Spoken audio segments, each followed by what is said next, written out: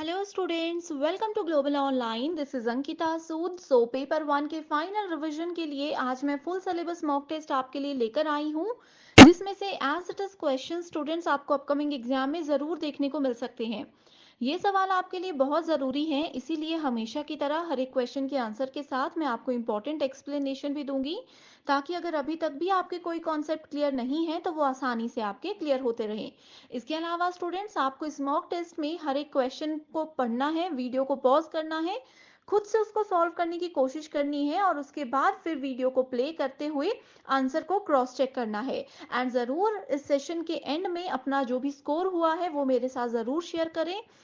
इसी के साथ फिर सेशन को शुरू करते हैं।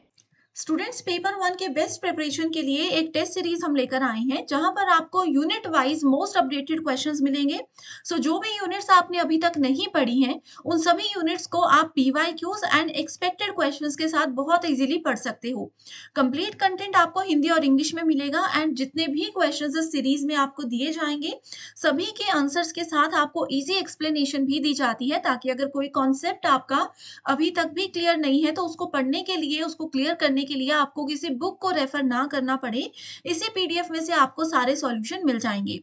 मोस्ट अपडेटेड क्वेश्चंस है, साथ ही स्टूडेंट्स आपको full syllabus and unit wise mock test भी हम प्रोवाइड करवाते हैं एंड 2018 से लेकर के 24 तक के सभी पीवाईक्यूज आपको डिटेल में मिलेंगे।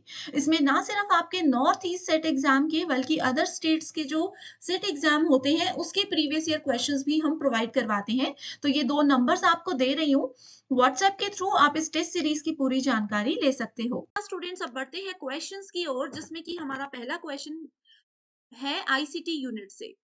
ठीक है, इसमें पूछा गया है स्टेटमेंट वन में अ डीवीडी और CD using the letter R indicated that it is read only. तो स्टूडेंट्स, आप सभी ने डीवीडी और सीडी ये टर्म तो सुनी ही होंगी। इसमें एक टर्म यूज होती है, एक वर्ड यूज होता है जिसको आर बोला जाता है। इसमें बोला गया है कि आर का मतलब होता है रीड ओनली, यानी कि इसमें से सिर्फ हम रीड कर सकते हैं, जो कुछ भी चीजें हैं उसको देख सकते हैं, लेकिन उसमें नया कुछ ऐड नहीं कर सकते। सेकेंड स्टेटमेंट बोलती है web browsers are used to allow a user to gain access to the internet, यानी कि वेब ब्राउजर्स की मदद से एक यूजर को हम अलाउ करते हैं कि वो इंटरनेट को यूज कर सके। अब देखो स्टूडेंट्स, ये दोनों ही स्टेटमेंट्स बिल्कुल गलत हैं। क्यों? क्योंकि डीवीडी और सीडी में जो आर वर्ड होता है ना, उसका मतलब रीड ओनली नहीं होता, उसका मतलब होता है री राइटेबल या फिर रिकॉर्डेबल। ठीक है, जिस भी डीवीडी और सीडी में रीराइटेबल या फिर रिकॉर्डेबल या फिर सिंपली आर लिखा होगा, उसका मतलब ये होता है कि इसमें जो गाने हैं, मान लीजिए एक सीडी में या एक डीवीडी में कुछ सॉन्ग्स में लेकर के आई हूँ, अगर उसमें आर लिखा है तो हम उन सॉन्ग्स को डिलीट करके न्यू सॉन्ग्स भी ऐड कर सकते हैं। ओके, तो आर का मतलब रीड ओनली नहीं होता, इस केस में होता है रीराइटेबल और रिकॉर्डेबल। एंड स्टेटमेंट टू में जो बोला है वेब ब्राउजर्स, सबसे पहले स्टूडेंट्स आपको पता होना चाहिए कि वेब ब्राउजर्स क्या होते हैं। देखो, वेब ब्राउजर्स का एक बेस्ट एग्जांपल मैं आपको बताती हूँ, वो है गूगल क्रोम।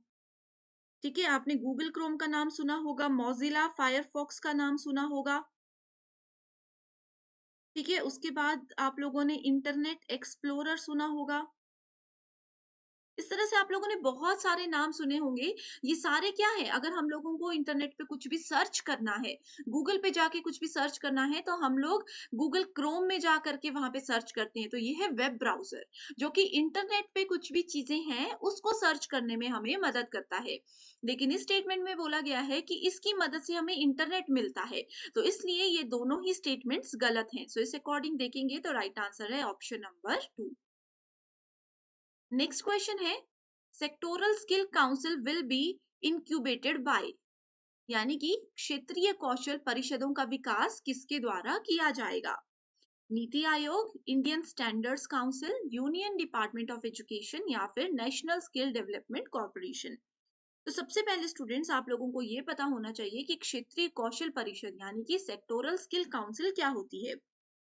ये क्या करते हैं, ये ऑक्यूपेशनल स्टैंडर्ड्स को या फिर जो क्वालिफिकेशन बॉडीज होती हैं, फ्रेमवर्क्स होते हैं, ट्रेनर्स, जो ट्रेनिंग प्रोग्राम्स होते हैं, उन सबको लॉन्च करने, स्किल से किसी पर्सन को कोई मतलब स्किल सिखानी है हमने, एक टीम को कोई नया स्किल सिखाना है, उन सब चीजों के लिए जो काउंसिल्स बनी होती है वो होती है सेक्टोरल स्किल काउंसिल। ठीक है, सो इसका विकास किसके द्वारा किया जाएगा? इसका विकास होगा नेशनल स्किल डेवलपमेंट कॉर्पोरेशन के द्वारा। ओके, सो राइट आंसर है ऑप्शन नंबर 4। सो इसको अगर एग्जाम में आपके पास NSDC लिखा होगा तो आप लोगों ने इजीली आइडेंटिफाई कर लेना है, इसको नोट कर लीजिए। ठीक है, तो NSDC क्या होता है? ये एक स्किल डेवलपमेंट कमेटी है जो कि फंड प्रोवाइड कराती है बड़ी बड़ी कंपनीज को, बड़ी बड़ी ऑर्गेनाइजेशन को। किस लिए फंड देती है? ताकि वो लोगों को आगे जो लेटेस्ट स्किल्स हैं या किसी ऑर्गेनाइजेशन में किसी पर्टिकुलर स्किल की जरूरत है वो उनको वो प्रोवाइड करा सके, वो चीजें उनको वो सिखा सके। Okay, next question is which of the following are true about communication? तो कम्युनिकेशन यूनिट स्टूडेंट्स हमारी 4th यूनिट है, राइट? उसी से रिलेटेड क्वेश्चन है। इसमें पहली स्टेटमेंट में बोला गया है कम्युनिकेशन इज इनएविटेबल।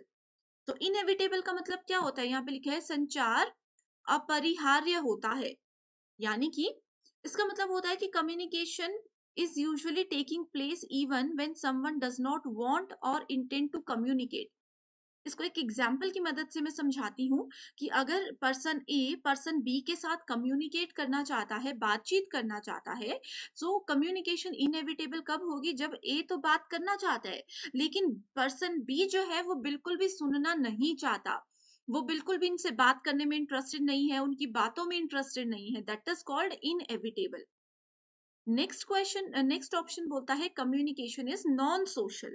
तो कम्युनिकेशन सोशल होता है या नहीं होता है, ये बहुत इंपॉर्टेंट एक चीज आ जाती है। ठीक है, तो सोशल होना या नहीं होना ये डिपेंड करता है सिचुएशन पे, कंडीशन पे। ठीक है, यानी कि सामाजिक। Communication is irreversible. कम्युनिकेशन क्या अपरिवर्तनीय होता है? अब देखो, मैंने आप लोगों को, मान लीजिए पर्सन ए और पर्सन बी बहुत अच्छे फ्रेंड्स हैं, ए ने बी को कोई सीक्रेट बता दिया, ठीक है, बी ने वो चीज सुन ली, तो क्या वो उस चीज को रिवर्स कर सकता है? बाद में रिग्रेट तो ए को हो रहा है कि मुझे ये सीक्रेट नहीं बताना चाहिए था, लेकिन उन्होंने बता दिया, तो क्या वो उसको इरिवर्स उसको रिवर्स कर सकते हैं? नहीं कर सकते। Next option is communication is cultural. ठीक है, यानी कि सांस्कृतिक होता है कम्युनिकेशन। ये स्टेटमेंट जो है बिल्कुल ट्रू है। अब देखो, मान लीजिए कि कोई पर्सन किसी लैंग्वेज में, जैसे मराठी लैंग्वेज में अगर हम लोग बात करें, तो क्या है, ये हम अपने कल्चर को ध्यान में रखते हुए कम्युनिकेट कर रहे हैं। ठीक है, communication is completely commercial. Communication क्या सिर्फ व्यवसायिक होता है? नहीं होता है। जनरल बातें भी तो होती है, तो वो सब कॉमर्शियल के अंदर तो नहीं आता। ओके, सो आप सभी को मैंने ये सारे ऑप्शंस बता दिए। अब अगर हम देखें, सो इस क्वेश्चन का राइट आंसर है option number A, B and D. तो ये तब सभी स्टेटमेंट्स क्या हैं? ट्रू हैं। Right answer is option number 2। Next question is green hydrogen is produced by electrolysis powered by. So यहाँ पे एक इंपॉर्टेंट चीज आती है कि इलेक्ट्रोलिसिस क्या होता है। ठीक है, इलेक्ट्रोलिसिस आप लोगों को पता होना चाहिए। अब देखो स्टूडेंट्स, इलेक्ट्रोलिसिस को अचीव करने के लिए हम लोगों को इलेक्ट्रिसिटी की जरूरत होती है। इसका मतलब है कि हमें किसकी जरूरत है? पावर की जरूरत है सबसे पहले। Okay, so this process to make green hydrogen is powered by renewable source of energy. जैसे कि इसके अंदर एग्जाम्पल क्या क्या आ जाएंगे? इसके अंदर आ जाएगा विंड यानी कि हवा, और सोलर एनर्जी यानी कि जो सूर्य की किरणें होती हैं। तो ये आ जाता है रीन्यूएबल एनर्जी सोर्सेज के अंदर। That makes green hydrogen the cleanest option. ठीक है, विंड और सोलर से जो ग्रीन हाउस गैसेस होती हैं, यूज होती हैं, वो सॉरी ग्रीन हाइड्रोजन होती है, वो सबसे क्लीनेस्ट होती है। राइट, सो इसका राइट आंसर क्या है? Option number 2। स्टूडेंट्स, अभी ये जो 4 क्वेश्चंस हमने देखे हैं, अगर इसमें कोई डाउट है आपको तो आप मुझे कमेंट कर सकते हो। कोई कंफ्यूजन है तो भी कमेंट कर सकते हो, मैं डेफिनेटली आपकी हेल्प करूंगी। Next question is HDMI ports allow output, both audio and visual, from a computer to an HDMI enabled devices. HDMI is an acronym for. अब देखो स्टूडेंट्स, इस तरह के क्वेश्चंस ना ICT यूनिट में से हमेशा पूछे जाते हैं, एंड इसमें बहुत से स्टूडेंट्स कंफ्यूज हो जाते हैं कि अरे ये क्या लिखा है, ये डेफिनेशन हमें नहीं आती। आप लोगों को पूरा क्वेश्चन पढ़ना है एक बार, देन देखो इसमें सिर्फ ये पूछा है कि एचडीएमआई का फुल फॉर्म क्या होता है। बाकी का ये जो है डेफिनेशन, उसको आप कुछ टाइम के लिए इग्नोर भी कर सकते हो। ठीक है, ये सिर्फ एचडीएमआई की प्रॉपर्टीज आपको बताई गई हैं। तो इसकी फुल फॉर्म होती है हाई डेफिनेशन मल्टीमीडिया इंटरफेस। सो हाई डेफिनेशन मल्टीमीडिया इंटरफेस एक स्पेसिफिकेशन होता है जो कि कंबाइन करता है ऑडियो और वीडियो को एक सिंगल डिजिटल इंटरफेस में। अब देखो, हम जैसे आप मेरी वीडियो देख रहे हो, ये लेक्चर देख रहे हो, इसमें ऑडियो भी आपको दिखता है, आवाज भी सुनाई देती है एंड वीडियो भी दिख रही है, ये जो सामने पीपीटी नजर आ रही है। ठीक है, तो एचडीएमआई क्या करता है, ऑडियो और वीडियो को कंबाइन करता है एंड एक डिजिटल इंटरफेस में उसको यूज करता है। ठीक है, जिसको कि वो डीवीडी के फॉर्मेट में भी यूज कर सकते हैं, डीटीवी के फॉर्मेट में भी यूज कर सकते हैं। डीवीडी मैंने आपको बता दिया पहले क्वेश्चन में क्या होता है, एंड डीटीवी होता है डिजिटल टेलीविजन। ठीक है, सो डिजिटल टेलीविजन प्लेयर्स जो होते हैं वहां पे भी इन चीजों को यूज किया जाता है। Next question is given below are two statements, जिसमें कि स्टेटमेंट वन बोलती है if a deductive argument is valid. ठीक है, अगर डिडक्टिव आर्ग्यूमेंट वैलिड है and its premises are true, we say that argument is sound. Statement two बोलती है if an inductive argument is strong and its premises are true, we say it is cogent. Okay, so सबसे पहले inductive और deductive arguments क्या होते हैं ये आप जान लीजिए। सो इंडक्टिव रीजनिंग या इंडक्टिव आर्ग्यूमेंट क्या होता है। देखो स्टूडेंट्स, ये मैंने एक सेपरेट वीडियो लेक्चर सीरीज जो बनाई है उसमें भी आपको डिटेल में बताया था, बट फिर भी अगर आप नए हो तो मैं फिर बताती हूँ कि इंडक्टिव जो भी चीज नीचे से ऊपर की ओर जाती है वो इंडक्टिव होती है। एंड डिडक्टिव, डिडक्ट करने का मतलब ये होता है कम करना। अब किसी चीज को कम कब किया जाता है, जब ऊपर लेवल से नीचे लेवल की ओर आती है। तो ये है इंडक्टिव डिडक्टिव, जो कि आपको पता होना चाहिए। ठीक है, तो इसमें बोला गया है कि डिडक्टिव आर्ग्यूमेंट को वैलिड माना जाता है। इसको वैलिड माना जाता है जब इसके प्रीमाइसेस, यानी कि ऊपर वाली स्टेटमेंट्स ट्रू है, तो क्या होगा, ये स्टेटमेंट भी इसमें सेटिस्फाई करेगी। तो ऐसा ही है, ऊपर से नीचे की ओर जाते हैं, अगर प्रीमाइसेस ट्रू है तो उसका कंक्लूजन भी ट्रू होगा। तो फर्स्ट स्टेटमेंट जो है वो बिल्कुल करेक्ट है। सेकेंड स्टेटमेंट में बोला है if an inductive argument is strong and its premises are true, we say it is cogent. ठीक है, सो इसमें अगर प्रीमाइसेस ट्रू है एंड यहां से हम फॉलो करते हुए पहुंचे हैं तो ये भी बिल्कुल ट्रू है। सो इस अकॉर्डिंग अगर देखें, so option number one here is the right answer, क्योंकि इधर statement one and statement two बिल्कुल ट्रू है। नेक्स्ट क्वेश्चन है रिसर्च मेथडोलॉजी पर based, which of the following are excluded in scientific research। so scientific research में किस किस को शामिल नहीं किया गया है। पहला है empiricism, removal of errors, subjectivity, unethical practices, non predictive inferences। Scientific research जानना पहले जरूरी है आपके लिए। सो साइंटिफिक रिसर्च में डिलीजेंट इंक्वायरी होती है। इसमें क्या होता है, एक सिस्टेमैटिक ऑब्जर्वेशन होती है। अब देखो स्टूडेंट, साइंटिफिक रिसर्च में अब आपको इसका एक एग्जांपल बताती हूँ। जैसे कि बहुत सारे साइंटिस्ट होते हैं, वो क्या करते हैं, एक सिस्टम के साथ काम करते हैं। ऐसा तो नहीं है कि कभी भी कोई भी केमिकल उठाया एंड उसको मिला दिया, ऐसा तो नहीं होता। वो क्या होता है, एक सिस्टम के साथ वो हर एक चीज को ऑब्जर्व करते हैं, हर एक चीज को ध्यान से देखते हैं, उसके बाद अपना प्रोसेस शुरू करते हैं।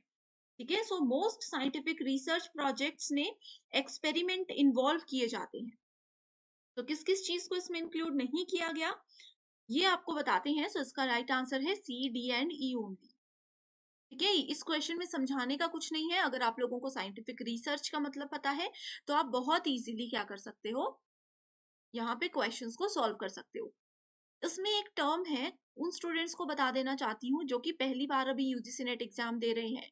अनएथिकल रिसर्च एप्टीट्यूड जो हमारी यूनिट 2 है, इसमें रिसर्च एथिक्स नाम का एक टॉपिक आता है, जिसमें कि एथिकल अनएथिकल प्रैक्टिसेस बहुत इंपॉर्टेंट है। एथिक्स का मतलब होता है नैतिकता। हर एक काम को करने के लिए कुछ नैतिकताएं होती हैं, कुछ रूल्स एंड रेगुलेशंस होते हैं जिनको हमें फॉलो करना चाहिए।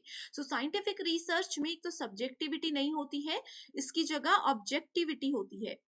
अनएथिकल प्रैक्टिसेस यानी कि अनैतिक, यानी कि हम लोग गलत काम कर रहे हैं, तो ऐसा नहीं होता। इसमें क्या होती है, एथिकल प्रैक्टिसेस होती हैं।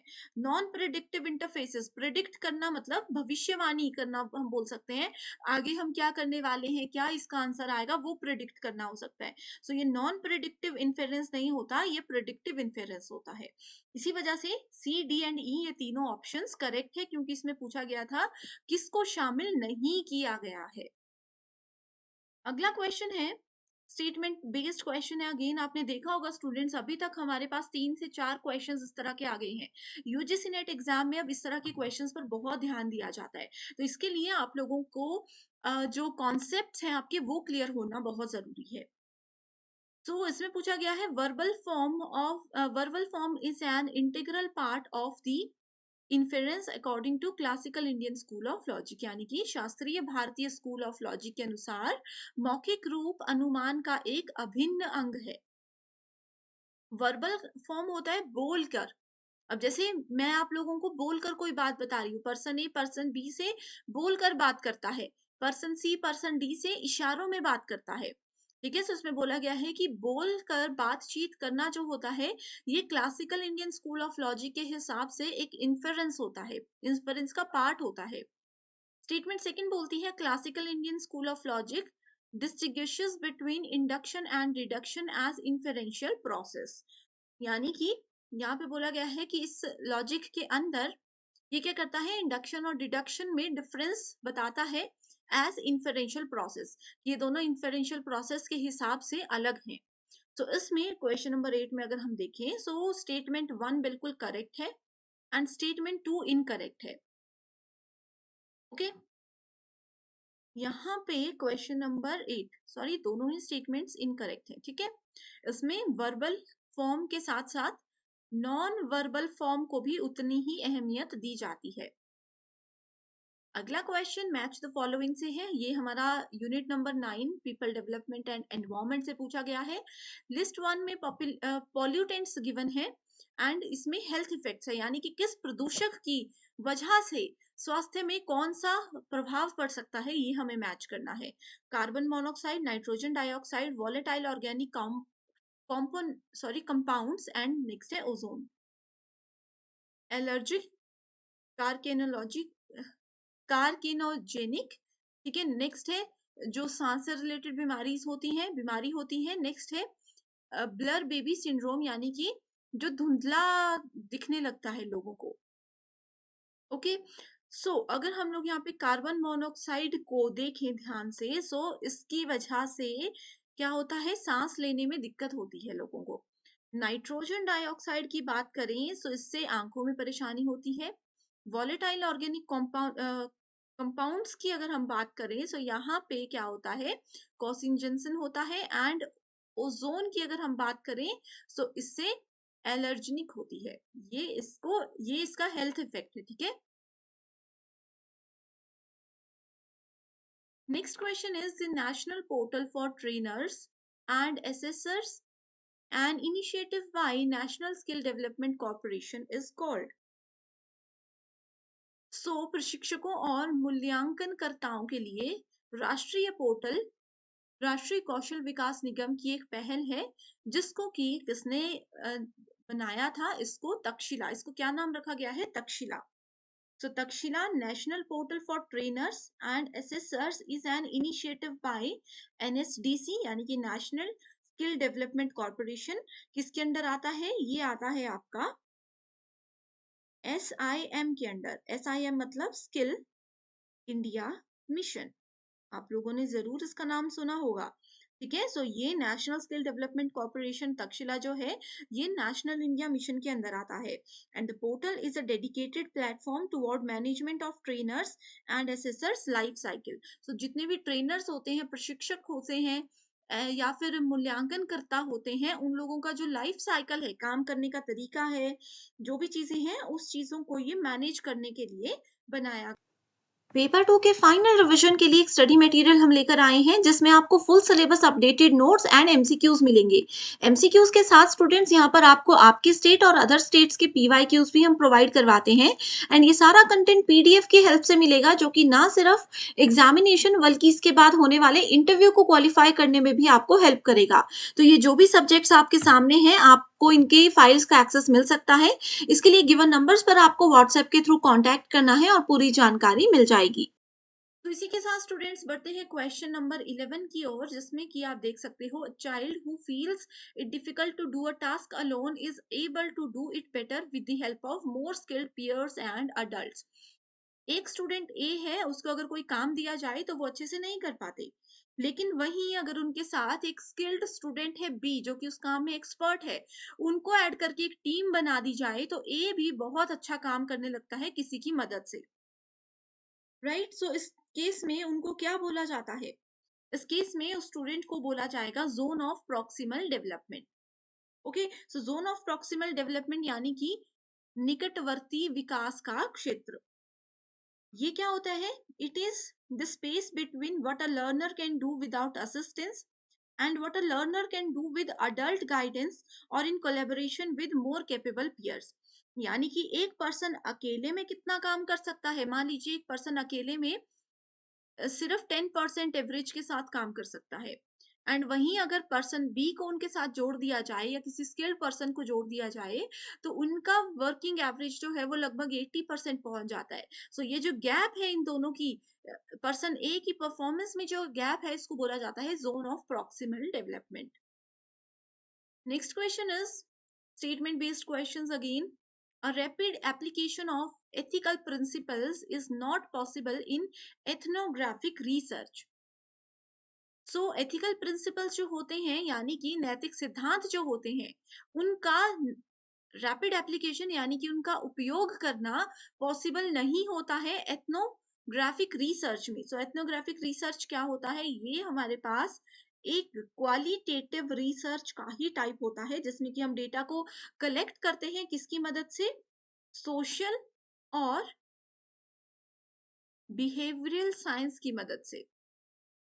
ओके, सेकेंड स्टेटमेंट बोलती है the principle of informal consent is theoretical as pre information is likely to affect research findings. तो इन्फॉर्म्ड कॉन्सेंट जो होते हैं, ठीक है, प्रिंसिपल जो होते हैं इन्फॉर्म्ड कॉन्सेंट के, वो थ्योरेटिकल होते हैं। As pre information is likely to affect the research findings. ठीक है, सो क्वेश्चन नंबर 12 में अगर हम लोग देखें, सो दोनों ही स्टेटमेंट्स जो हैं बिल्कुल करेक्ट हैं। So right answer here is option number 1. Next question is an email message has been sent from A to B. देखो अब क्या हुआ, ईमेल मैसेज ए ने किसको भेजा? बी को भेजा। ठीक है, देन सी को भी भेजा, डी को भी भेजा, ई को भी भेजा एंड एफ को भी भेजा with the fields as shown below. A ने इन 5 लोगों को सेम मेल किया, लेकिन डायरेक्टली उन्होंने बी को किया, सी और डी को उन्होंने सीसी में ऐड कर दिया, ई और एफ को उन्होंने बीसीसी में ऐड कर दिया। सीसी का मतलब होता है कार्बन कॉपी। अब स्टूडेंट्स, आप लोगों ने कार्बन कॉपी सुनी होगी। सिंपल कार्बन आप लोगों ने बचपन में जरूर देखा होगा। उसमें क्या होता है, एक ब्लैंक पेपर के ऊपर अगर हम उस कार्बन शीट को रखते हैं, उसके ऊपर और एक और शीट को रखते हैं एंड उसमें लिखते हैं कुछ भी, एंड उसमें कुछ भी अगर हम लोग लिखते हैं तो वो सारा कार्बन के नीचे वाले यानी कि इस पेपर पे एज इट इज लिखा जाएगा, है ना। सो ये होता है कार्बन कॉपी एंड बीसीसी होता है ब्लाइंड कार्बन कॉपी। ब्लाइंड का मतलब क्या होता है? अंधा। यानी कि हमने बीसीसी में जिस भी कैंडिडेट को ऐड किया होता है ईमेल करते समय, उसका नाम किसी को भी नहीं दिखता।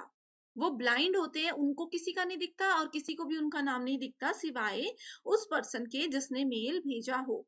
तो इसमें पूछा है कौन सी स्टेटमेंट ट्रू है।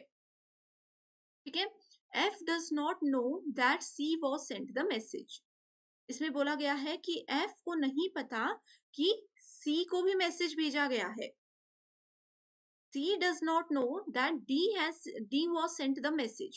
ठीक है, सिमिलरली यहाँ पे बोला गया है कि D को भी नहीं पता, सॉरी C को भी नहीं पता कि D को भी मैसेज भेजा गया है। तीसरा यहाँ पे ऑप्शन बोलता है E does not know that F was sent the message. क्या है कि ई को नहीं पता कि एफ को भी मैसेज भेजा गया है। D does not know that B was sent the message. D को नहीं पता कि बी को भी मैसेज भेजा गया है। अब देखो स्टूडेंट्स, अगर आप लोग तो आईसीटी पहली बार पढ़ रहे हो, कंप्यूटर पहली बार पढ़ रहे हो, तो इस तरह के क्वेश्चंस में कंफ्यूजन होता है। बट यहाँ पे हम आपको आज स्ट्रेटेजीज बताएंगे। तो राइट आंसर पे पहले जाते हैं, वो है ऑप्शन नंबर 3। देखो, कभी भी बीसीसी के अंदर कोई भी नाम है, किसी भी पर्सन का नाम अगर बीसीसी कैटेगरी के अंदर आता है, तो उन लोगों को नहीं पता होता कि और किस किस को ये मैसेज गया है। इस समय पे ई और एफ को सिर्फ इतना पता है कि ए ने उनको मैसेज भेजा है। ई को सिर्फ इतना लगता है कि ए ने उसको मैसेज भेजा, एंड एफ को सिर्फ इतना पता है कि ए ने उनको मैसेज भेजा। ठीक है, तो ब्लाइंड कार्बन कॉपी यानी कि अंधे हो चुके हैं, इनको अपने अलावा कुछ दूसरा नजर नहीं आ रहा कि और ये मैसेज किस किस को भेजा हुआ है। ओके, एंड वहीं अगर हम लोग कार्बन कॉपी की बात करें, तो डी को ये पता है कि सी को भी मैसेज आया है, एंड सी को भी पता है कि डी को मैसेज मिला है। क्योंकि ये सिर्फ कार्बन कॉपी है, ये ब्लाइंड नहीं है, इनको दिख रहा है। ओके, सो आई होप इस तरह से आप लोगों का ये कॉन्सेप्ट बिल्कुल क्लियर हो गया है। एंड स्टूडेंट्स, अगर आपको अभी भी इस टॉपिक पे डाउट है, ठीक है, ईमेल से रिलेटेड जो है इस पे डाउट है, तो मुझे कमेंट कीजिए। मेरे पास एक सेपरेट प्लेलिस्ट का लिंक है, वो मैं आप लोगों को दे दूंगी, जिसमें जरूर आपके सारे कॉन्सेप्ट्स क्लियर हो जाएंगे। इसी के साथ students, when a communicated message is based on reference to another, it is called. तो कम्युनिकेटेड मैसेज को अगर किसी के रेफरेंस से भेजा जाता है, तो उसको बोला जाता है मेटा मैसेज। सो मेटा मैसेज, मेटा का मतलब क्या होता है? जैसे कभी भी अगर इस टॉपिक की नहीं, मैं जनरल बात कर रही हूँ, मेटा का मतलब होता है डेटा अबाउट डेटा। ठीक है, अब जैसे मान लीजिए मेरे पास एक बुक है, इसका बेस्ट एग्जांपल मैं आपको बताती हूँ। मेरे पास एक बुक है, बुक में ये है चैप्टर नंबर 1, ये है चैप्टर नंबर 2, ये है चैप्टर नंबर 3, इस तरह से मल्टीपल चैप्टर्स हैं। एंड सबसे पहले बुक में क्या होता है? सबसे पहले बुक में होता है हमारे पास इंडेक्स। तो एक्चुअल डेटा क्या है? एक्चुअल डेटा ये चैप्टर्स है, और इंडेक्स क्या है? इंडेक्स हमारे पास इसका एक रेफरेंस है, यानी कि ये क्या है? ये डेटा है about this data. Index is what? Index is data और इंफॉर्मेशन अबाउट दिस डेटा और this chapter, all these chapters. Okay, so कहीं पे भी कम्युनिकेट किया जाता है किसी के रेफरेंस की मदद से, सो उसको मेटा मैसेज बोलते हैं। Next question is given below are two statements. An increase in CO2 is expected to enhance global plant growth. Okay, and next बोलते हैं deforestation can increase the biosphere's capacity.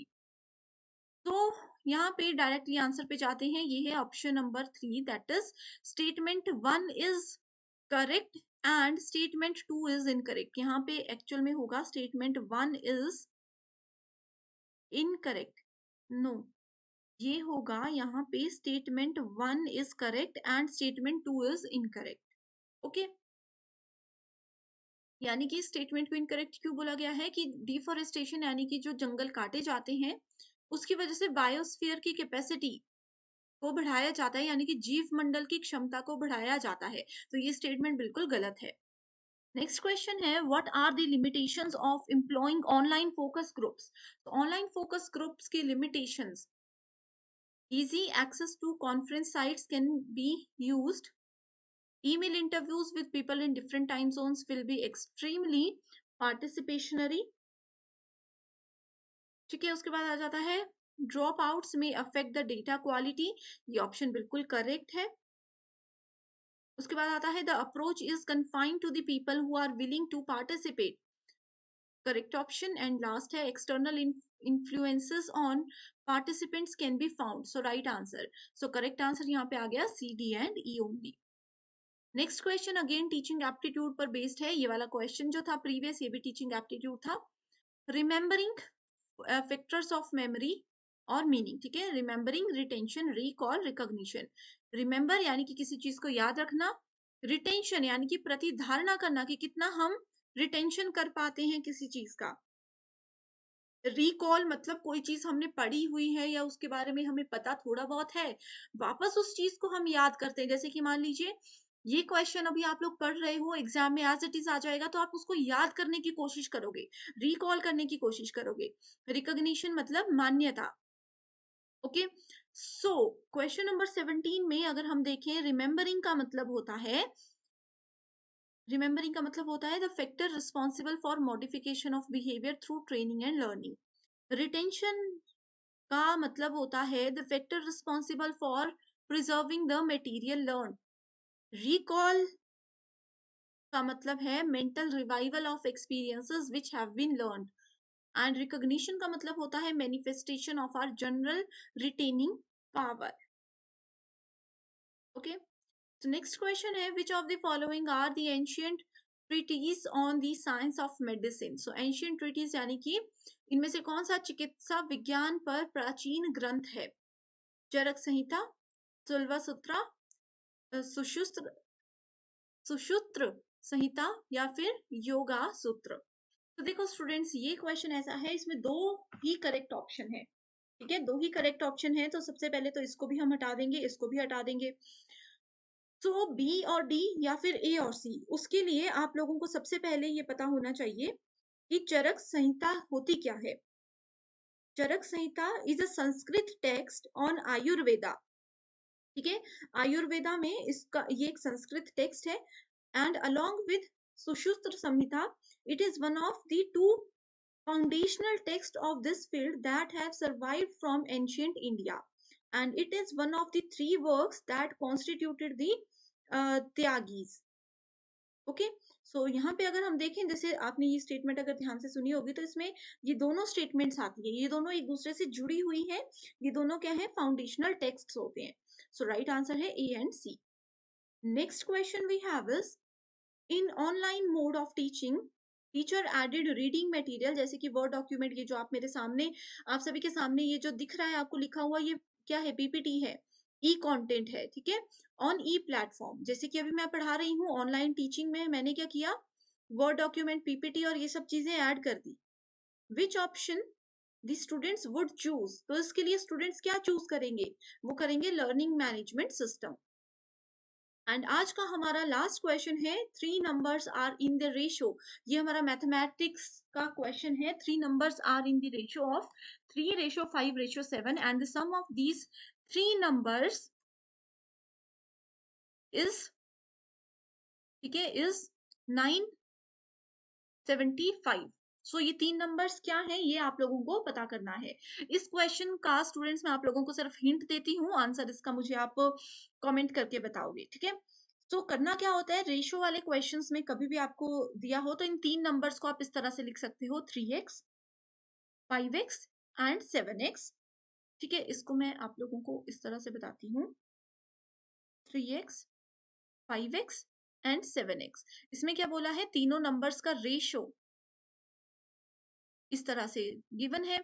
इन तीनों को अगर हम ऐड करेंगे तो आंसर आ जाएगा 975। ओके, तो जब हम इन सभी नंबर्स को कैलकुलेट करते हैं तो आपने देखना है, इन सबको प्लस कीजिए, फिर x की वैल्यू निकलेगी, देन x की वैल्यू को यहाँ से डिवाइड कीजिए।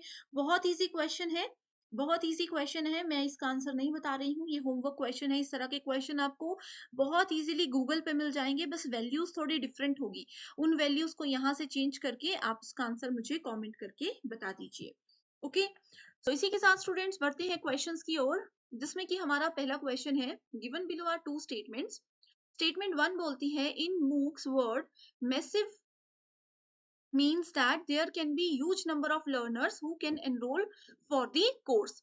यानी कि अब देखो स्टूडेंट्स, यहाँ पे मूक की बात की गई है, आप लोगों ने जरूर इसका नाम सुना होगा। मूक का मतलब क्या होता है, मैसिव ओपन ऑनलाइन कोर्सेज। तो इसमें ये बोला गया है कि जो M फॉर मैसिव होता है, इसका मतलब होता है बहुत ज्यादा लर्नर्स इसमें जुड़ सकते हैं, इस कोर्स में एनरोल हो सकते हैं, यानी कि इस पाठ्यक्रम में वो अपना नामांकन कर सकते हैं।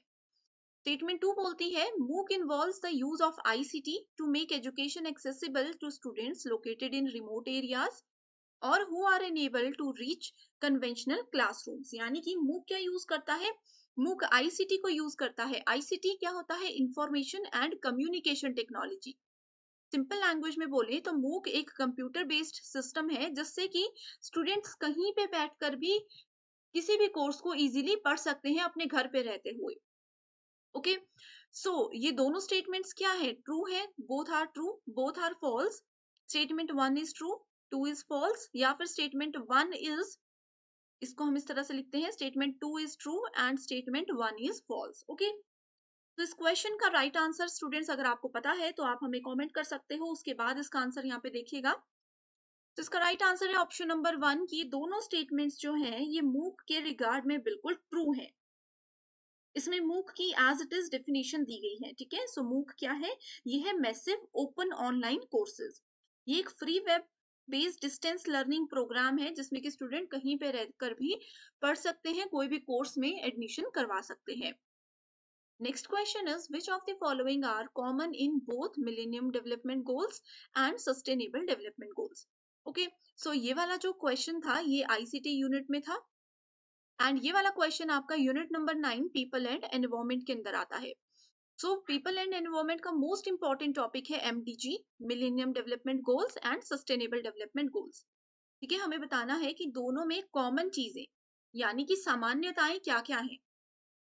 Options are zero hunger, life below water यानी कि शून्य भूख, पानी के नीचे का जीवन, नो पॉवर्टी यानी कि निर्धनता नहीं रहेगी, गरीबी नहीं रहेगी देश में, लाइफ ऑन अर्थ यानी कि धरती पे जीवन कैसा है, जेंडर इक्वालिटी यानी कि जेंडर इक्वालिटी का मतलब क्या होता है, लैंगिक समानता यानी कि मेल और फीमेल, महिला और पुरुष जो हैं वो एक समान है, ये इसमें बोला गया है।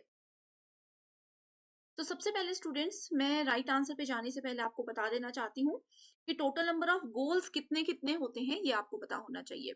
सो अगर हम लोग एमडीजी यानी कि मिलेनियम डेवलपमेंट गोल्स की बात करें तो इसमें होते हैं टोटल 8 गोल्स, ठीक है। एंड सस्टेनेबल डेवलपमेंट गोल्स की बात करें तो इसमें होते हैं हमारे पास टोटल 17 गोल्स। इन सभी गोल्स के नाम आपको याद होने चाहिए, इनका सीक्वेंस आपको याद होना चाहिए कि पहला गोल कौन सा है, दूसरा गोल कौन सा है, तीसरा गोल कौन सा है। ये बहुत easy and most important topic है। आप यूजीसी नेट की किसी भी शिफ्ट की बात करो, यहाँ से क्वेश्चन आपको जरूर एग्जाम में आता है। इसके लिए एक सेपरेट वीडियो मैंने बनाई हुई है जिसका लिंक मैं डिस्क्रिप्शन बॉक्स में दे देती हूँ, आप उसको जरूर देख लीजिएगा एंड देखने के बाद कमेंट कर दीजिएगा ताकि मुझे पता चल जाए कि आप लोगों का ये कॉन्सेप्ट बिल्कुल क्लियर हो गया है। ओके, सो अब देखो इसमें मैंने आपको बताया कि टोटल 8 गोल्स होते हैं एंड एसडीजी में टोटल 17 गोल्स होते हैं। तो इनमें कॉमन गोल्स कौन कौन से हैं? कॉमन गोल्स एक तो है जीरो हंगर। इन गोल्स के अंदर क्या होता है कि हमें ये रखना है कि कोई भी इंसान जो है वो भूखा ना रहे हमारी कंट्री में। तो दोनों ही गोल्स का एक उद्देश्य ये है, पहला गोल ये है, ठीक है। दूसरा आता है लाइफ बिलो वाटर। तो लाइफ बिलो वाटर वाटर जो है ये दोनों में कॉमन नहीं है। नो पॉवर्टी यानी कि कोई भी गरीब ना रहे, निर्धन ना रहे हमारे देश में। उसके बाद लाइफ ऑन अर्थ यानी कि धरती पे जीवन कैसा चल रहा है, कैसा रहने वाला है, ये भी नहीं है कॉमन गोल। उसके बाद आता है जेंडर इक्वालिटी। जेंडर इक्वालिटी यानी कि मेल और फीमेल, महिला और पुरुष दोनों को ही समान अधिकार दिए जाने चाहिए हर एक क्षेत्र में। ये भी दोनों में ही कॉमन गोल है। सो राइट आंसर क्या है, A C and E only, that is option number 4, ठीक है। सो जैसे कि स्टूडेंट्स मैंने बताया लिंक डिस्क्रिप्शन बॉक्स में है वीडियो का, जरूर उसको देख लीजिएगा, ठीक है। नेक्स्ट क्वेश्चन है, human beings are animals because as homo spin we all evolved thousands of years ago. Which informal fallacy is committed in the above argument? देखो ये एक आर्ग्यूमेंट दिया गया है एंड हमें बताना है कि इसमें कौन सी फेलिसी को यूज किया गया है, ठीक है। तो सबसे पहले फेलिसी क्या होती है ये आप लोगों को पता होनी चाहिए, यानी कि अनौपचारिक भ्रांति क्या होती है। फेलिसी को अगर हम सिंपल लैंग्वेज में बोले, it is a false belief और रॉन्ग आइडिया, यानी कि झूठा विश्वास या फिर भ्रांत धारणा ये हो सकती है, कोई भी भ्रम ये हो सकता है, ठीक है। सो भ्रम किसी भी तरह के हो सकते हैं। तो एग्जाम्पल को फिर से पढ़ते हैं, इसमें लिखा है मनुष्य जानवर है क्योंकि होमो सेपियंस के रूप में हम अभी हजारों साल पहले विकसित हुए थे, ठीक है। इसमें बोला गया है कि मनुष्य भी पहले जानवर ही थे, अब जाकर हम बहुत हजार साल के बाद विकसित हो पाए हैं, तब हम ह्यूमन कहलाए हैं। ये कौन सी फैलेसी है, ये कौन सी अवधारणा है? इसका राइट आंसर बताती हूँ डायरेक्टली, वो है fallacy of composition and division. Okay, so fallacy of composition and division, इसका क्या मतलब होता है? इसमें क्या होता है, हम मिस्टेकनली यानी कि गलती से, जानबूझकर नहीं, गलती से किसी भी बात का कंक्लूजन निकाल लेते हैं। अब मान लीजिए इसमें देखो, इस स्टेटमेंट में क्या हुआ, इस स्टेटमेंट में ये बोला गया कि ह्यूमन बीइंग्स आर एनिमल्स। इंसान पहले जानवर थे, ये आप लोगों ने जरूर सुना होगा, वानर रूप में हम हुआ करते थे, है ना? तो यहाँ पे वही चीज बोली गई है कि अगर पूरी स्टेटमेंट में 0.1% भी सच है, थोड़ा सा भी सच है, तो उस पूरी स्टेटमेंट को हम सच मान लेंगे। ये होता है fallacy of composition and division. इसकी मैं एक डेफिनेशन बताती हूँ पहले इंग्लिश में, फिर आपको सिंपल लैंग्वेज में एक्सप्लेन करूंगी। तो ये है, the fallacy of composition mistakenly conclude that what is true for all the parts of something is also true of its whole। यानी कि 10 बातें हैं, ठीक है? मान लीजिए कि एक इंसान ने, ह्यूमन एनिमल था, उस पे 10 बातें बोली, 10 में से सिर्फ 1 या 2 बातें सही है, बाकी 8 से 9 बातें गलत है। तो इन 1 से 2 सही बातों को ध्यान में रखते हुए हम बोलेंगे कि सारी बातें ही सच हैं। That is called fallacy of composition and division, यानी कि रचना और विभाजन का भ्रम। इसमें सेकंड फेलिसी जो कि बहुत ज्यादा इंपॉर्टेंट है, वो है रेड हेयरिंग फेलिसी। इससे हर साल किसी ना किसी शिफ्ट में क्वेश्चन आता है। तो रेड हेयरिंग फेलिसी क्या करती है, ये मान लीजिए कि एक पर्सन ए है, दूसरा पर्सन बी है। पर्सन ए पर्सन बी से बात कर रहा है, लेकिन पर्सन बी ने क्या किया, बात करते करते कई बार होता है ना, हम टॉपिक से भटक जाते हैं, टॉपिक ही बदल देते हैं, या फिर वो सुनने में इंटरेस्टेड नहीं होता, वो होता है रेड हियरिंग फैलेसी। या फिर इसका एक एग्जांपल ये भी हो सकता है कि ए ने बी को कोई बात बताई, बी ने उस बात को थोड़ा सा चेंज करके सी को बता दिया, सी ने उस बात को थोड़ा सा चेंज करके डी को बता दिया। अब अगर हम देखें, सो ए ने कुछ और बोला था, ए ने x is equals to Y बोला था, और डी तक पहुंचते पहुंचते बात कुछ की कुछ हो गई। ये होता है रेड हियरिंग, यानी कि हमने सुना कुछ और, बोला कुछ और, समझा कुछ और, आगे बात किसी दूसरे पर्सन को कुछ और ही बता दी।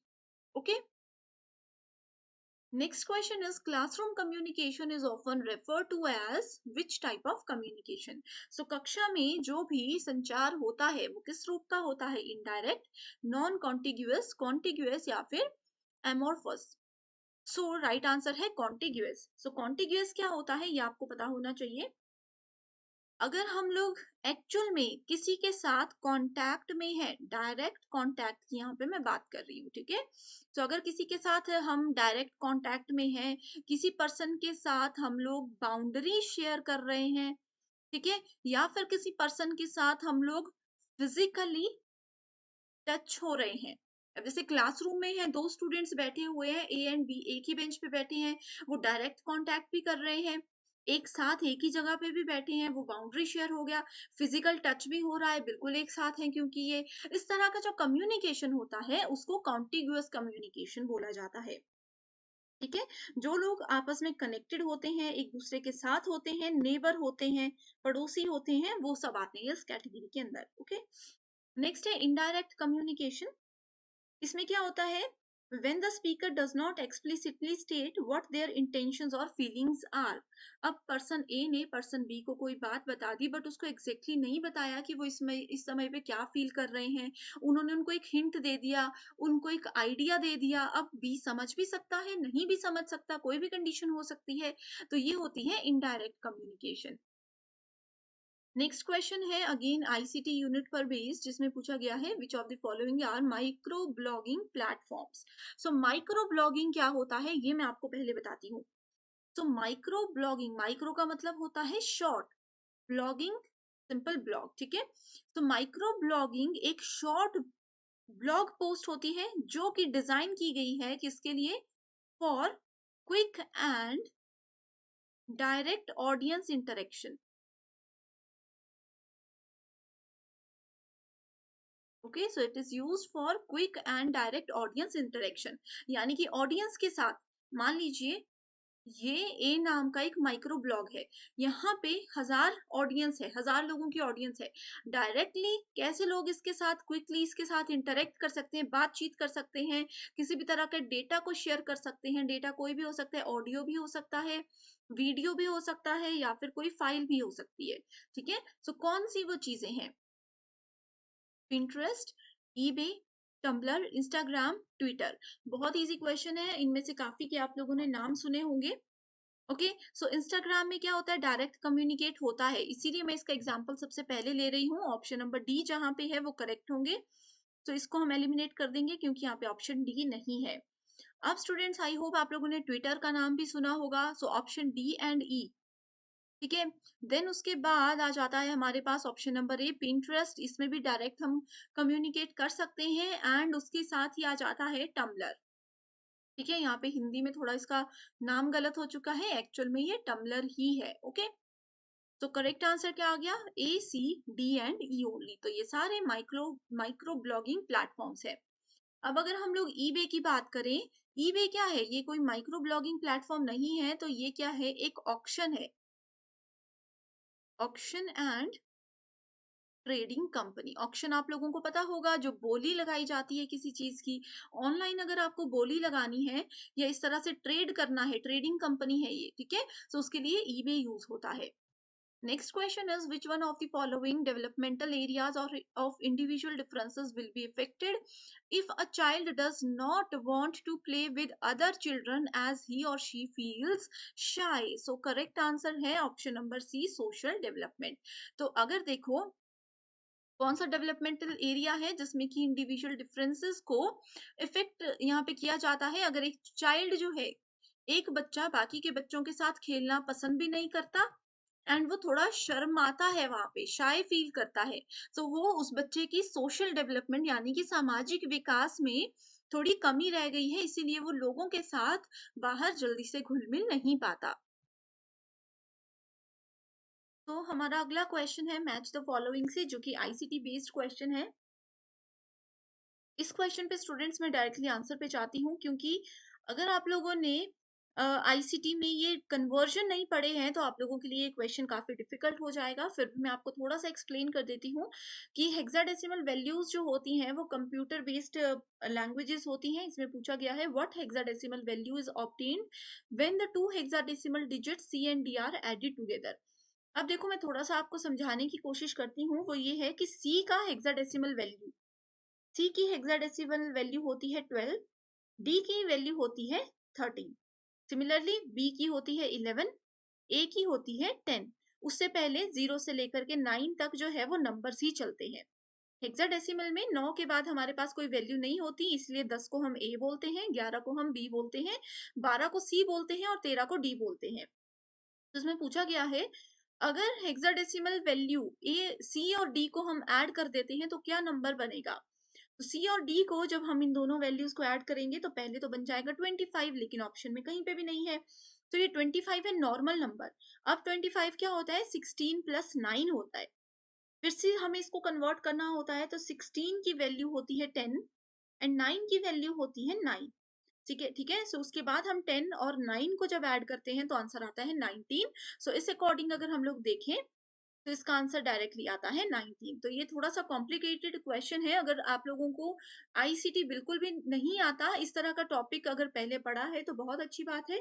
नहीं स्टूडेंट्स, मेरा ये सजेशन रहेगा कि आप इस तरह के डेसिमल कन्वर्जंस वाले क्वेश्चंस को स्किप कर सकते हो, क्योंकि हर शिफ्ट में इससे क्वेश्चन नहीं पूछा जाता। Next question is, which of the following are examples of secondary air pollutants. तो सेकेंडरी एयर पॉल्यूटेंट्स क्या होते हैं, ये आपको सबसे पहले मैं बता देती हूँ, फिर हम ऑप्शंस की ओर मूव करेंगे। सो यहाँ पे देखो स्टूडेंट, सेकेंडरी पॉल्यूटेंट्स जो हैं वो प्राइमरी पॉल्यूटेंट्स की वजह से बनते हैं। अब प्राइमरी पॉल्यूटेंट क्या होते हैं, ये वो पॉल्यूटेंट होते हैं जो कि एयर में यानी कि हवा में डायरेक्टली एंटर हो जाते हैं, ठीक है। एंड सेकेंडरी पॉल्यूटेंट इनकी मदद से क्रिएट किए जाते हैं। अब सेकेंडरी पॉल्यूटेंट में एक एग्जाम्पल आता है सबसे पहले हमारे पास ओजोन, जिसको किसके द्वारा फॉर्म किया जाता है, HC के द्वारा। HC मतलब हाइड्रोकार्बन, एंड NOx के द्वारा यानी कि नाइट्रोजन ऑक्साइड के द्वारा इसको नाइट्रोजन ऑक्साइड और हाइड्रोकार्बन को मिला करके ये अगर सनलाइट में रखा जाए तो ओजोन बनता है। तो ये क्या है, सेकेंडरी पॉल्यूटेंट है, क्योंकि इसमें प्राइमरी भी इंक्लूडेड है। तो ये तो ज्यादा डिटेल की बात थी कि एग्जैक्टली सेकेंडरी एयर पॉल्यूटेंट्स क्या होते हैं। अब इसके एग्जांपल्स आपको पता होनी चाहिए। तो ए, सी एंड डी आप देख सकते हो, ए, सी एंड डी ये सारे सेकेंडरी पॉल्यूटेंट्स हैं। ओके, इसके अलावा जैसे कि नाइट्रोजन ऑक्साइड, यहाँ पे नाइट्रोजन ऑक्साइड है लेकिन नाइट्रोजन डाइऑक्साइड्स की हम बात करते हैं, ठीक है, अगर इसको सनलाइट में हम ऐड करेंगे। इसके अलावा इसमें और भी ज्यादा ये होते हैं, जैसे कि सल्फर डाइऑक्साइड, यहाँ पे आपने सल्फेट देखा, सल्फर डाइऑक्साइड होता है, नाइट्रोजन ऑक्साइड्स होते हैं जब वो पानी के साथ रिएक्ट करते हैं। ओके, नेक्स्ट क्वेश्चन है मैथमेटिक्स का, find out the wrong number in the series given below. 6, 18, 90, 630, 6930, 83160। So students, mathematics, data interpretation, in topic से रिलेटेड कोई भी प्रीवियस ईयर क्वेश्चन अगर है 2022 की शिफ्ट्स का, वो सुबह 10 बजे जो हमारा लाइव लेक्चर होता है उसमें हम पूरे पूरे कवर करते हैं। सो यहाँ पे मैं डायरेक्टली आपको मैथ्स के आंसर बताती हूँ, क्योंकि ये चीजें हम ऑलरेडी डिस्कस कर चुके हैं। ओके, सो इसका आंसर है 83160। रीजन बता देती हूँ कि बाकी के सारे नंबर्स जो हैं ये सारे के सारे नंबर्स प्राइम नंबर्स हैं, ठीक है, लेकिन ये प्राइम नंबर नहीं है, इसलिए ये सीरीज में थोड़ा अलग नंबर है। अगला क्वेश्चन है स्टेटमेंट बेस्ड, जिसमें कि स्टेटमेंट 1 बोलती है communicative language is used by people to get sympathy, ignore fellow travellers, placate और embrace enemies and comfort friends, यानी कि लोगों द्वारा सहानुभूति प्राप्त करने, साथी यात्रियों की उपेक्षा करने, शत्रुओं को शांत करने या शर्मिंदा करने और दोस्तों को आराम देने के लिए संवादात्मक भाषा का उपयोग किया जाता है। स्टेटमेंट 2 बोलती है as a tool of communication language suffers from emotional loadings, polar words and fictitious concepts, ठीक है। सो यहाँ पे डायरेक्ट देखते हैं हम, स्टेटमेंट 1 एंड स्टेटमेंट 2 दोनों ही ट्रू स्टेटमेंट्स है। डायरेक्टली ये कम्यूटेटिव लैंग्वेज की डेफिनेशंस दी गई है, तो इसमें समझाने का भी कुछ नहीं है। नेक्स्ट क्वेश्चन है which of the following steps of inference as per classical Indian school of logic involve application of the universal concomitance to the particular present case। तो पहला है यहाँ पे सुकरात नश्वर है, क्योंकि वो एक आदमी है, जो भी मनुष्य है वो नश्वर है, जैसे कि पाइथागोरस, ठीक है। सुकरात, सोक्रेट्स जिसको हम बोलते हैं, एक ऐसा व्यक्ति है जो कि निरपवाद रूप से नश्वर है, एंड इसीलिए सुकरात नश्वर है। सो यहाँ पे हमारे पास 5 स्टेटमेंट्स दी हैं, हमें बताना है कि कौन से स्टेटमेंट्स यहाँ पे, कौन से ऑप्शंस यहाँ पे बिल्कुल करेक्ट हैं। सो यहाँ पे देखो ऑप्शन नंबर डी, इसमें लिखा है देयरफॉर सोक्रेटिस इज मोर्टल, ये सिर्फ ट्रू है। इस चीजों को हमने कैसे रखना है, फर्स्ट स्टेटमेंट अगर देखें, ठीक है, तो इसमें क्या बोला गया है, देखो फर्स्ट स्टेटमेंट सुकरात नश्वर है, यानी कि सुकरात जो है वो मॉर्टल है, because he is a man, क्योंकि ये क्या है, ये मैन भी है। whoever is a man is a mortal, जैसे कि जो भी मैन है वो मोर्टल है, तो ये स्टेटमेंट भी ट्रू होगी, ठीक है। Socrates is a man who is invariably a mortal, तो ये क्या है, इनवेरिएबली एक मोर्टल भी है, यानी कि निरपवाद रूप से नश्वर है, देयरफॉर सोक्रेट इज मोर्टल। सो सारी की सारी स्टेटमेंट्स को अगर हम देखें तो कंक्लूजन हमारे पास यही आता है, दैट्स व्हाई ये स्टेटमेंट ट्रू है। Next question is which of the following propositions are logically equivalent to no women are dishonest human beings। तो सबसे पहले लॉजिकल इक्विवेलेंस क्या होता है, ये एक टाइप होता है रिलेशनशिप का, जो कि दो स्टेटमेंट्स के बीच होता है। मेरे पास स्टेटमेंट ए है, स्टेटमेंट बी है, इन दोनों स्टेटमेंट्स के बीच में कुछ ना कुछ रिलेशनशिप होगा, ठीक है, दोनों स्टेटमेंट्स के बीच में कुछ ना कुछ रिलेशनशिप होगा, जिसको कि लॉजिकल इक्विवेलेंस बोला जाता है। ये बूलियन अलजेब्रा के अंदर आती है चीजें, ओके, बहुत इंपॉर्टेंट टॉपिक है। इसमें स्टूडेंट्स आप लोगों को पता होनी चाहिए कुछ चीजें, जो कि है AEIO, इस पे भी एक सेपरेट डिटेल्ड वीडियो ऑलरेडी है, लिंक डिस्क्रिप्शन बॉक्स में मैंने ऐड कर दिया है, आप लोग देख लीजिए, ठीक है। ए का मतलब होता है ऑल, जैसे इस स्टेटमेंट के आगे ए लिखा है, ऑल लिखा है, तो वो ए हो जाएगा, ठीक है। उसी तरह से ई का मतलब होता है नो, जैसे स्टेटमेंट के आगे नो है तो ये ई स्टेटमेंट है। आई का मतलब क्या होता है, सम, एंड ओ का मतलब होता है सम नॉट। तो ये चीजें सबसे पहले स्टूडेंट्स आप लोगों को पता होनी चाहिए, ठीक है। यहाँ पे no women are dishonest human being, तो नो यानी कि ये किसकी स्टेटमेंट है, ई की स्टेटमेंट है। अब हमें बताना है कि लॉजिकली इक्विवेलेंट इसमें कौन सी स्टेटमेंट है। तो अगर यहाँ पे बोला गया है कि no women are dishonest human being, तो इसके लॉजिकल इक्विवेलेंट होगा no dishonest human beings are women, right. ये स्टेटमेंट आपको सुनने में भी वैसी लग रही होगी। एंड सेकंड स्टेटमेंट जो है इसके साथ ट्रू वो होगी all women are non dishonest human being. So right answer क्या है? Option number A. इसका कैसे मैंने सॉल्व किया ये आप लोगों को डिस्क्रिप्शन बॉक्स में जो वीडियो है उसमें लिंक मिल जाए, उसमें पूरा कॉन्सेप्ट क्लियर हो जाएगा। वीडियो देखने के बाद कमेंट जरूर कर दीजिएगा उस वाली वीडियो में भी, ताकि मुझे पता चल जाए कि मेरे स्टूडेंट्स अच्छे से कॉन्सेप्ट्स को समझ रहे हैं। नेक्स्ट क्वेश्चन स्टेटमेंट बेस्ड है। द राधा कृष्णन कमीशन, ये हमारा हायर एजुकेशन यूनिट का क्वेश्चन है, recommended to standardize university teaching in India. Statement 2 बोलती है the Radhakrishnan Commission also suggested the establishment of an all India university examination board. तो Radhakrishnan commission क्या है? ये एक ऐसा कमीशन है जिसको कि सेटअप किया गया था ताकि वो इंडियन यूनिवर्सिटी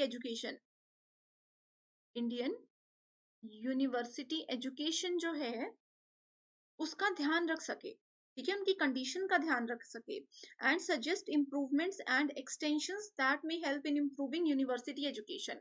यूनिवर्सिटी एजुकेशन को ये सजेशंस भी दे सकते हैं कि कैसे वो अपना एक क्वालिटी एजुकेशन को बढ़ा सकते हैं। सो इस अकॉर्डिंग अगर देखें हम लोग, सो करेक्ट आंसर क्या है? ऑप्शन नंबर 1 है, सॉरी ऑप्शन नंबर 3 है, जिसमें कि बोला गया है स्टेटमेंट 1 बिल्कुल ट्रू है एंड स्टेटमेंट 2 फॉल्स है। क्यों? क्योंकि Radhakrishnan commission also suggested the establishment of all India University examination board. So examination board से रिलेटेड इसका कोई भी सजेशन नहीं था, इन्होंने सिर्फ सजेशन ये दिए थे कि कैसे वो यूनिवर्सिटी की एजुकेशन को इम्प्रूव कर सकते हैं। अगला क्वेश्चन है in participant observation the researcher has to act as. तो जब भी पार्टिसिपेंट ऑब्जर्वेशन यानी कि सहभागी अवलोकन की बात करते हैं, तो एक रिसर्चर को कैसे एक्ट करना चाहिए? एक प्रोफेशनल स्ट्रेंजर की तरह, यानी कि पेशेवर अजनबी की तरह उनको बिहेव करना चाहिए। तो पार्टिसिपेंट ऑब्जर्वेशन क्या होता है? ये एक टेक्निक होती है रिसर्च की फील्ड में जिसको कि बेसिकली यूज किया जाता है एंथ्रोपोलॉजी एंड सोशियोलॉजी डिपार्टमेंट में, ठीक है। इन दो तरह की रिसर्च के अंदर इसको जनरली यूज किया जाता है। कौन इसको यूज करता है? इसको इन्वेस्टिगेटर्स यूज करते हैं। इन्वेस्टिगेटर्स यहाँ पे कौन है? इन्वेस्टिगेटर्स है यहाँ पे पार्टिसिपेंट ऑब्जर्वर जिसको हम बोल सकते हैं, ठीक है। सो इसके द्वारा ये किया जाता है जिसमें कि वो स्टडी करते हैं एक ग्रुप के लाइफस्टाइल की by sharing different activities. Last question है non verbal communication is mostly. So non verbal communication क्या होती है? देखो इसमें क्या होता है, डेटा ट्रांसफर होता है, बातचीत यहाँ वहां होती है, पर्सन ए और पर्सन बी कोई बातचीत कर रहे हैं लेकिन वो बोल नहीं रहे हैं। वो क्या कर रहे हैं? वर्ड्स या फिर किसी लैंग्वेज का यूज ना करते हुए या तो वो फेशियल एक्सप्रेशंस यानी कि अपने मुंह से जो हम लोग एक्सप्रेशंस देते हैं आंखों को हिलाते हुए, इस तरह से एक्सप्रेशंस देते हैं, ठीक है, या फिर जेस्चर्स होते हैं, बॉडी लैंग्वेज होती है, हाथों के इशारे से कुछ वो बोल रहे हैं। बस इतना याद रखिए कि नॉन वर्बल कम्युनिकेशन में हम लोग वर्ड्स का यानी कि शब्दों का यूज नहीं करते हैं, मुंह से कुछ भी नहीं बोलते, सिर्फ इशारों से बात करते हैं। ओके, सो इसके अंदर क्या आ जाएगा? Correct answer C D and E only. ये क्या होता है? ये सबसे पहले तो अनैच्छिक होता है, यानी कि वॉलेंटरी नहीं होता। वॉलेंटियर होते हैं जो अपनी इच्छा से आगे बढ़ते हैं। इनवॉलेंटरी होता है जो कि लोग अपनी इच्छा से नहीं करते। मान लीजिए कोई डेफ है, कोई पर्सन बोल नहीं सकता तो उनको इशारे करने पड़ते हैं, वो थोड़ा डिफिकल्ट टास्क होता है समझने वालों के लिए, बट करते हैं, ठीक है। दूसरा है कॉन्टेक्चुअल, यानी कि प्रासंगिक होते हैं, एंड सिंबॉलिक यानी कि प्रतीकात्मक ये होते हैं। ओके, तो करेक्ट आंसर है option number 4 C D and E only. तो स्टूडेंट्स अभी तक हम लोगों ने 10 अक्टूबर 2022 का जो इवनिंग शिफ्ट का पेपर था उसको डिटेल में डिस्कस कर लिया है। अभी भी अगर आप लोगों ने प्रीवियस वीडियो नहीं देखी है तो मैं रिपीट करती हूँ, आप लोग डिस्क्रिप्शन बॉक्स चेक कीजिए, वहां पे आपको लिंक मिल जाएगा जिसमें कि रिमेनिंग क्वेश्चंस को हमने डिटेल में डिस्कस किया है। एंड स्टूडेंट्स, अगर आप चाहते हो कि मैं इसी तरह के आप सभी के लिए प्रीवियस ईयर क्वेश्चंस 2022 के लेकर आती रहूं, तो मुझे कमेंट करके ज़रूर बताइए, ताकि हम भी मोटिवेटेड रहें एंड आपकी रिक्वेस्ट को जल्दी से जल्दी पूरा कर सकें। तो आज के लिए सिर्फ इतना ही। Thank you so much for watching this video and I wish you all the very best.